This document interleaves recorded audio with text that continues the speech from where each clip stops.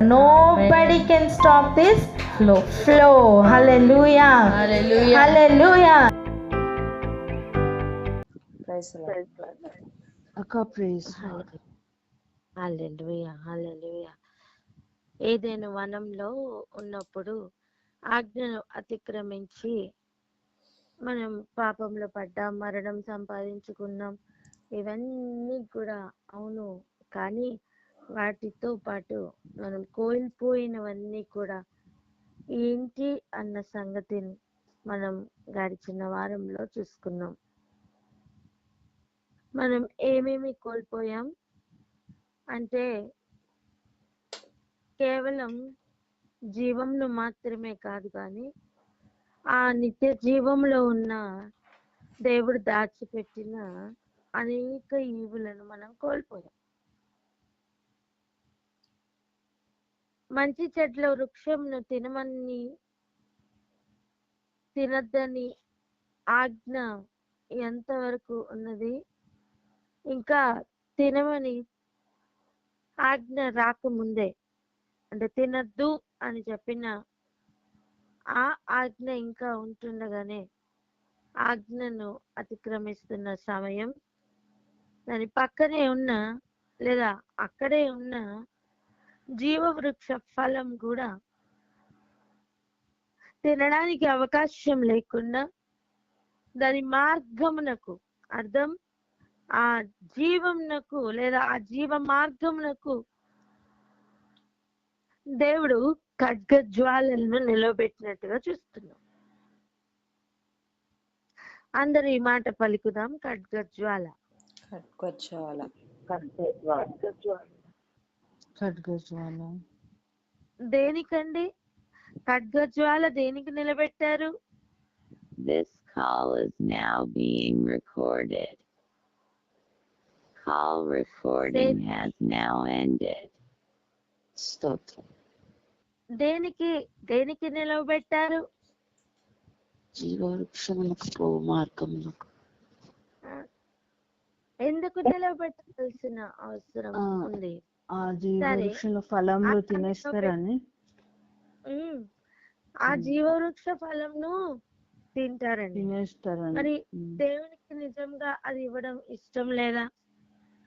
అది దేవునికి ఇష్టం లేదా? ఇష్టమే. అసలు పెట్టిందే మన కోసం, అసలు పెట్టిందే మానవుల కోసం. చూడండి, ఒక మాట చదువుకుందాం.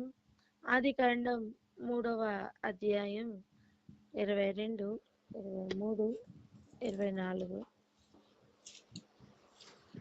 ఆదికాండము 3వ అధ్యాయం 22, 23, 24 వచనంలో, అప్పుడు దేవుడైన యెహోవా, ఇదిగో మంచి చెడ్డలను ఎరుగునట్లు ఆదాము మనలో ఒకని వంటి వాడాయను.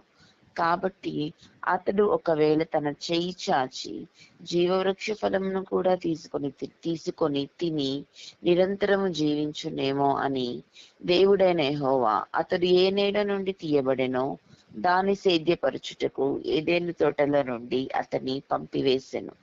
అప్పుడు ఆయన ఆదామును వెళ్ళగొట్టి ఏదెను తోటకు తూర్పు దిక్కున కెరూబులను, జీవవృక్షమునకు పోవు మార్గమును కాచుటకు ఇటు అటు తిరుగుచున్న ఖడ్గజ్వాలను నిలువబెట్టెను. హల్లెలూయా. ఒక్కసారి గమనిద్దాం.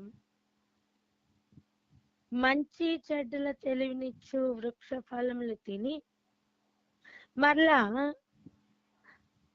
మనలో ఒకని వంటి వాడు ఆయను, మనలో ఒకని వంటి వాడు ఆయను.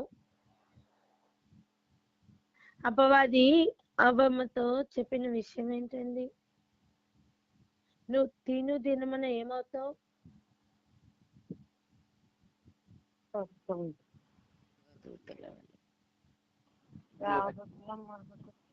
అది అలాగనే కదా చెప్పింది. నీకు అన్ని సత్యమే చెప్పినట్టుగా ఉంటాయి, కానీ దారి మళ్ళిస్తూ ఉంటాయి. దయచేసి అర్థం చేసుకోండి. దారి మళ్ళిస్తూ ఆజ్ఞను అతిక్రమింప చేయడమే వాని లక్ష్యం. వాడు పడిపోవడానికి కారణం ఆజ్ఞను అతిక్రమించడమే.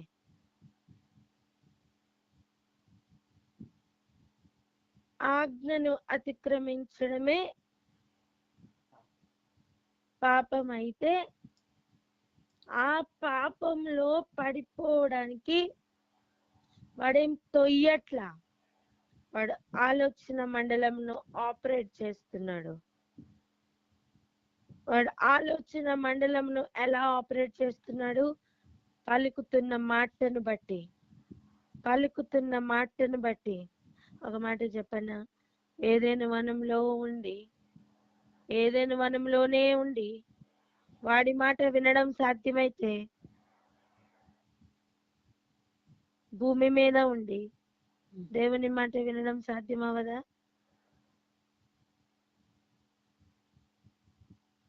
చాలా మంది మాట్లాడుతున్న మాటల్లో సాతాను నన్ను బాగా శోధించేస్తున్నాడండి, అందుకనేనండి ఇది చేయలేకపోతున్నాను, అది చేయలేకపోతున్నానని. అది ఎక్స్క్యూజ్ కూడా కాదు, అదే స్థాపించి చెప్తారు. ఇక్కడి నుంచి నోటిలో నుండి ఆ మాట రావడానికి వీల్లేదు.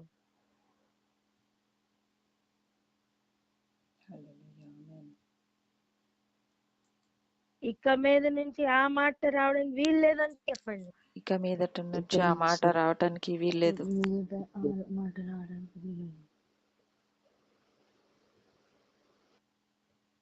దేవుని ఆజ్ఞ పరిపాలిస్తున్నప్పుడు, దేవుని ఆజ్ఞ ఏంటో తెలిసినప్పుడు దాని మీద నిలవబడడం అంత అసాధ్యమైన కారణంగా మారిందా?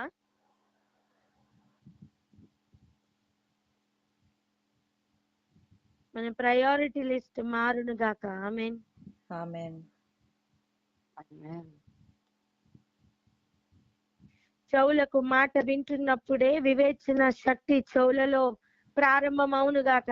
ఆమేన్. ఆమేన్. వింటున్న మాట ఎక్కడి నుంచి వస్తున్నదో తెలుసుకొని ప్రవర్తించుటకు ఇక జీవితంలో లగ్నపరచును గాక. ఆమేన్. ఎందుకు ఇది అవసరమా అంటే అవును, అవసరమే.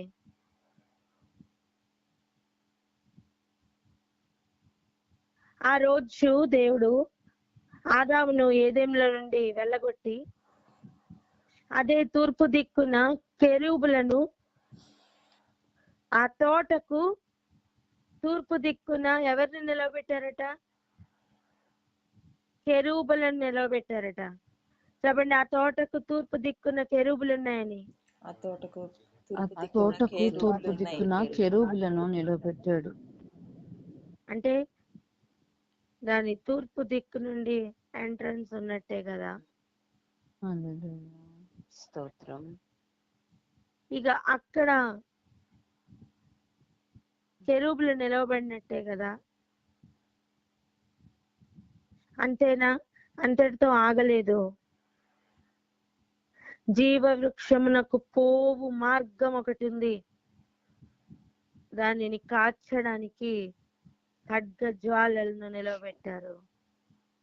నేను చెప్తున్న మాట ఏంటో తెలుసా? ఎలాగైతే ఏదైనా వనంలో నుండి వెళ్ళగొడుతున్నప్పుడు జీవ వృక్షం మాత్రమే మనం పోగొట్టుకోలేదో, దానితో పాటు రావాల్సినవి ఇంకా చాలా ఉన్నాయని నేర్చుకుంటున్నాం. ఒక టోర్నమెంట్ ఆడిన వ్యక్తికి జట్టులో చూపిస్తున్నది ఒక ట్రోఫీ మాత్రమే. ఆ ట్రోఫీ ప్లేస్ లో జీవవృక్ష ఫలం లేదా జీవవృక్షాన్ని పెట్టండి, అది ఒక్కటే చూపిస్తున్నారు. కానీ అది ఒక్కటే కాదు, దానిని మించి ఇంకా వాల్యుబుల్ థింగ్స్ ని ఇస్తారు.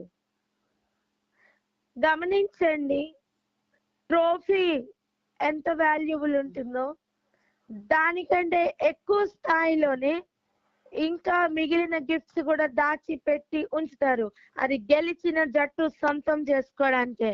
అవునా కాదా?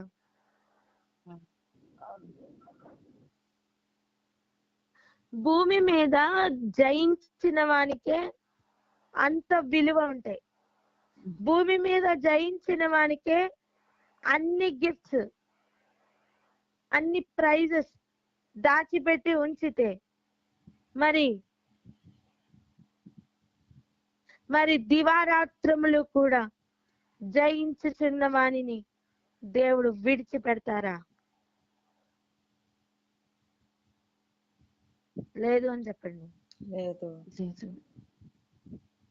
లేదు.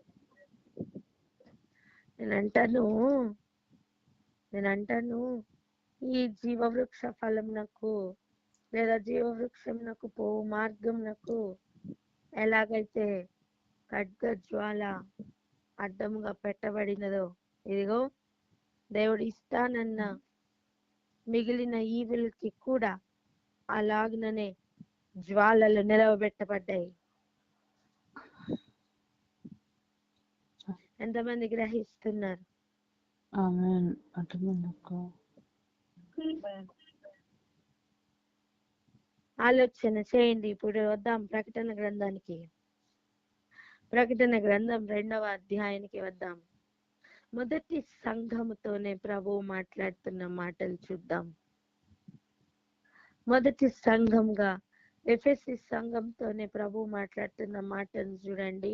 7వ వచనం, చెవి కలిగిన వాడు ఆత్మ సంఘములతో చెప్పుతున్న మాటను చదవండి. సార్ రెఫరెన్స్ చెప్పిన రెవల్యూషన్స్ 2:7 అక్క. ఓకే.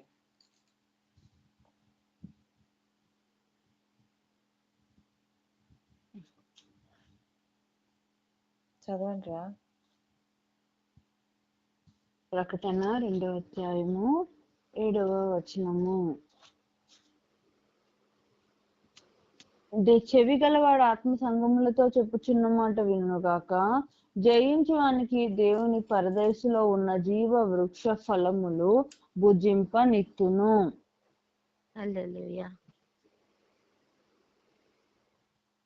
అంటే దాని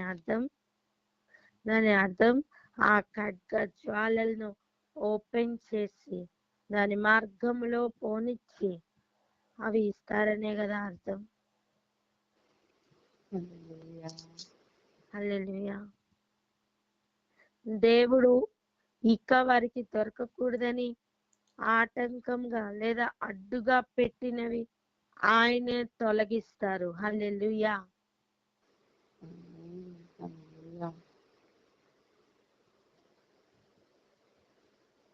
ఆజ్ఞ అతిక్రమించిన వెంటనే అడ్డుగా పెట్టబడినవన్నీ ఆజ్ఞను పాటించడం ప్రారంభమైతే అవన్నీ తొలగిస్తూ ఉంటారు. హల్లెలూయా. దొరుకుతున్నది ఎంత శ్రేష్టమైనదంటే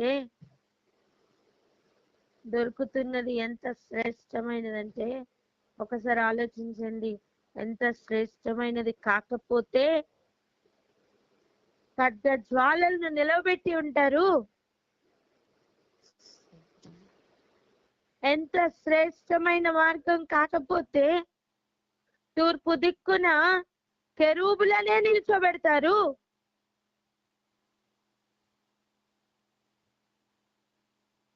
ఇవన్నీ కల్పన కథలు కాదు, కట్టు కథలు కాదు. అదే ఏదెన్లో నుంచి ప్రారంభమైన యూఫ్రటీస్ నది నేటికి భూమి మీద చూస్తున్నాం.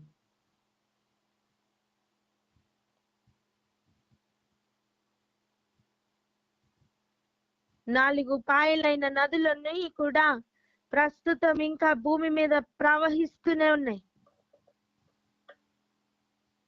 మరి ఆరిజిన్ ఎందుకు కనబడట్లేదు? కెరూబులను నిలవబెట్టారు దేవుడు. మరి ఆ ఫలములు, ఆ చెట్టులు ఎందుకు కనబడట్లేదు? ఈ మనుష్య జ్ఞానం నాకు అందకుండా ఖడ్గ జ్వాలలను నిలవబెట్టారు. నేనంటాను, ఆజ్ఞలు పాటిస్తూ ప్రయాణం ప్రారంభం చేస్తే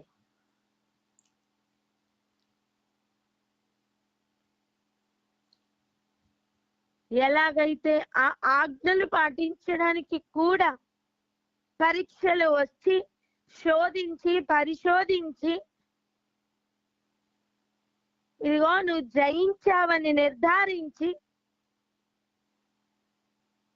నువ్వు జయించావని సర్టిఫై చేసి ఇక దాచిపెట్టి ఉంచిన జీవవృక్ష ఫలమును తీసుకుని వచ్చి ఇస్తాను అని చెప్పుతున్న సమయం ఆ రోజు దాచిపెట్టబడిన అనేకములు విప్పబడతాయి. హల్లెలూయా. దానిలో భాగములే రెండవ మరణం వలన వచ్చే ఏ హాని నీకు తగులదు అని మాట ఇస్తున్న భాగం. దానిలో భాగములే నీకు తెల్లరాతిని ఇస్తాను, దాని మీద పేరు ఒకటి ఉంటుంది, పొందిన వానికే తప్ప మరి ఎవరికి కూడా అది తెలియదు అని చెప్పుతున్న సమయం ఏదైనా వనంలో కోల్పోయిన వాటిలో కొన్నేనండి ఇవి.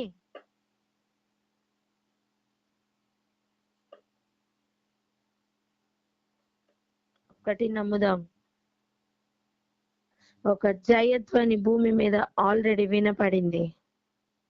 భూమిని స్థాపించేటప్పుడే జయధ్వనులు వినబడ్డాయి.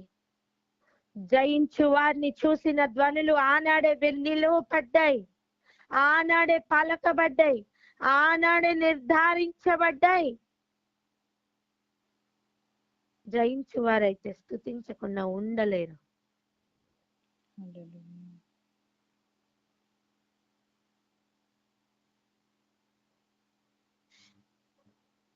ఒక మాట చెప్పుకొని మనం ప్రార్థనలోకి వెళ్దాం.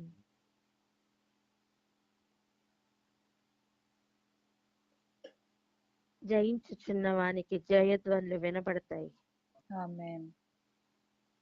హల్లెలూయా, హల్లెలూయా, హల్లెలూయా. హల్లెలూయా. జయించు వానికి జయధ్వనులు వినబడతాయి.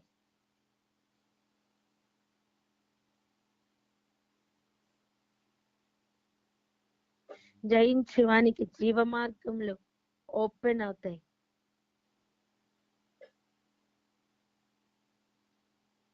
దానిలో ప్రయాణం చేయడానికి బయలుదేరిన వారి మీదనండి దృష్టి.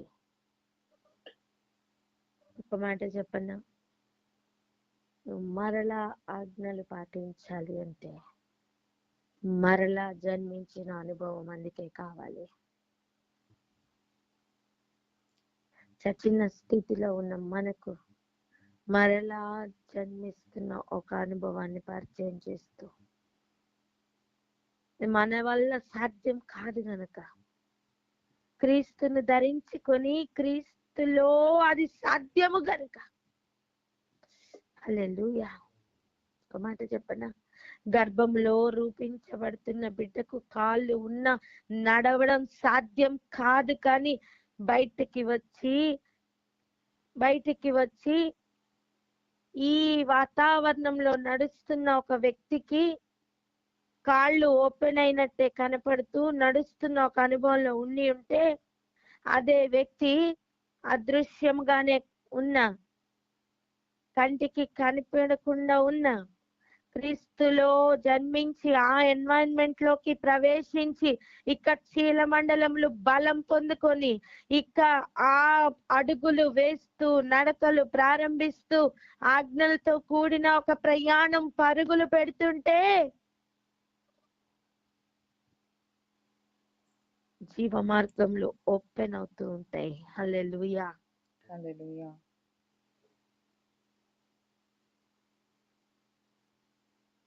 గమ్యస్థానంలో కేవలం నీకు ఇస్తానని చెప్పిన ట్రోఫీ మాత్రమే కనబడాలి. కోల్పోయినవన్నీ తిరిగి ఇస్తాను అంటే దాని అర్థం కోల్పోయినవన్నీ తిరిగి ఇస్తారు అంటే దాని అర్థం నేను ఒక స్థలం కోల్పోయానండి నాకు ఇస్తారు, నేను ఒక ఇల్లు కోల్పోయానండి నాకు ఇస్తారు. నువ్వేం కోల్పోయాను చూడలేదు, ఈరోజు చూడు. నువ్వేం కోల్పోయావు తెలుసా? ఆయన ఆలయంలో ఒక స్తంభముగా నిలబడే అర్హతను కోల్పోయావు.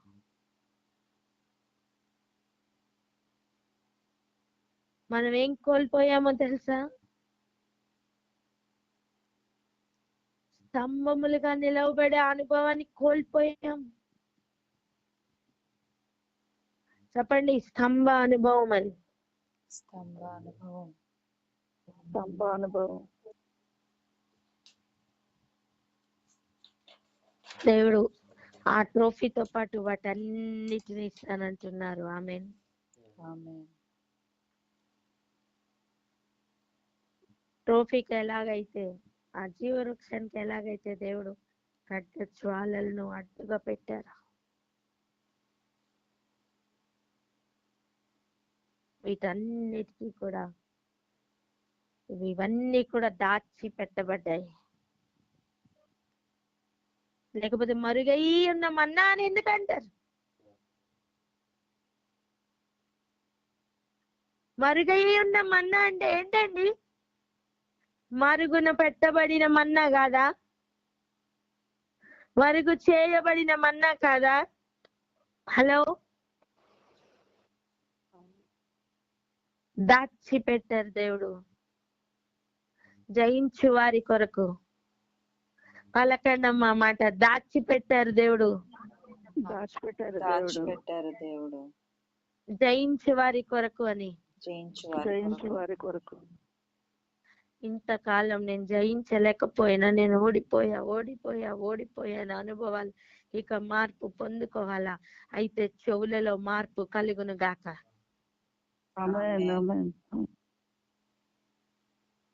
ప్రార్థన చేసుకున్నాం అక్క. హల్లెలూయా.